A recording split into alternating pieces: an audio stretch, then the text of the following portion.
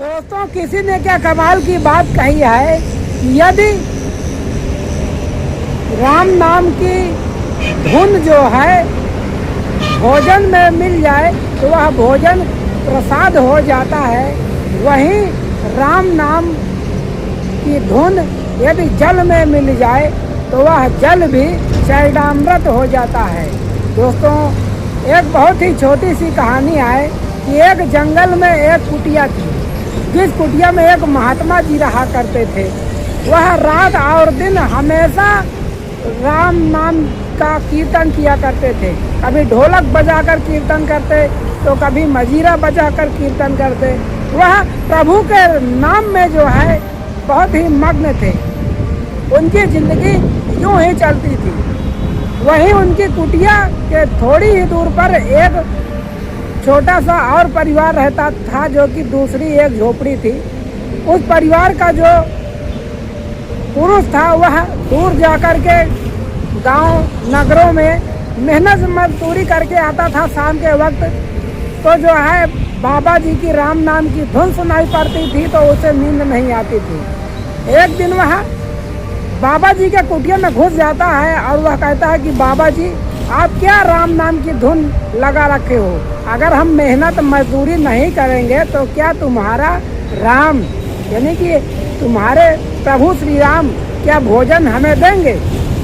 तब बाबा जी कहते हैं कि हाँ, अगर आप राम नाम का कीर्तन करेंगे तो हमारे प्रभु श्री राम आपको भोजन देंगे।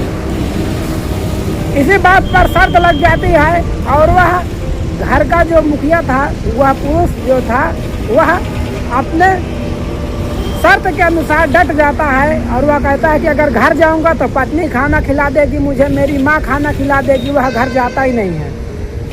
वह जंगल चला जाता है और जंगल में एक पेड़ में चढ़ जाता है, इसलिए क्योंकि अगर कोई भी दिखाई देगा तो खाना जरूर खिला देगा। वह पेड़ में चढ़ जाता है, दूर जंगल में जाता है।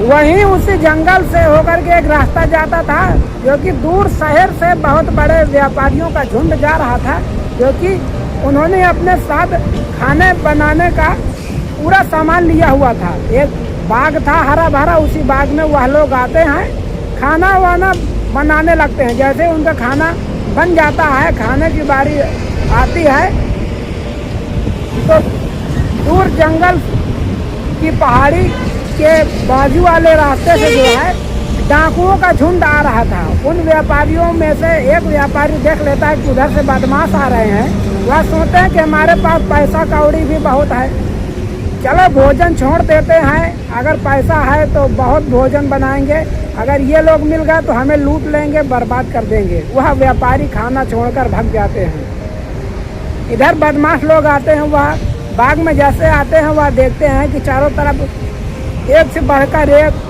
मिष्ठान बना हुआ है, बढ़िया भोजन बना हुआ है, कोई है नहीं। वह सोचते हैं कि आखिरकार भगवान ने हमें इतनी अच्छी सेवा दी है कि खाना बना बनाया मिला। जो उस बदमाशों का सरदार था वह सोचता कि शायद यह हमें मारने की साजिश है, इसमें जहर मिलाया होगा। अब उन बदमाशों में यह गणना होती कि आखिरकार आसपास ढूंढो, कोई तो है जो हमें मारना चाहता है। वह जैसे ही ढूंढते हैं तो कोई नहीं मिलता है। आसपास खेतों में देखते हैं, बहुत दूर तक देखते हैं, कोई मिलता नहीं है। तो एक बदमाश की नज़र ऊपर पेड़ में चढ़े हुए उस महापुरुष की पड़ जाती है, जो कि राम नाम का कीर्तन कर रहा था कि आखिरकार प्रभु श्री राम भोजन देंगे या नहीं। अब बदमाश उसे देखते कहते नीचे आ, वह नहीं आ रहा था तो उसे पकड़ करके नीचे लाए। अब बोले कि क्या रे, तूने हमें मारने के लिए खाना बनाया है, इसमें जहर मिला हुआ, खाना खा नहीं तो लाठी से मारेंगे। वह मार मार के उसे खाना खिलाए। जब खाना खिला दिए तब उसका कुछ नहीं हुआ। जब खाना खाया तो बदमाशों ने सोचा कि नहीं, खाना सही है, वह भी खाना खाए।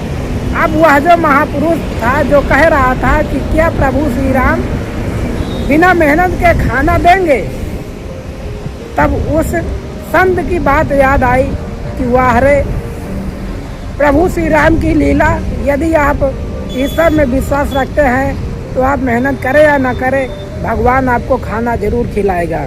वह परिवार का मुखिया दौड़कर वापस से बाबा जी के चरणों में जाता है, उन्हें साष्टांग दंडवत प्रणाम करता है और सुबह और शाम वह नित्य प्रतिदिन प्रभु श्री राम का कीर्तन करने लगता है और उसका जीवन मंगलमय हो जाता है। तो दोस्तों, यह छोटी सी कहानी आपको कैसी लगी नीचे कमेंट बॉक्स में कमेंट करके आप जरूर बताइए। मिलते हैं और किसी कहानी के साथ, तब तक के लिए आपका बहुत बहुत धन्यवाद।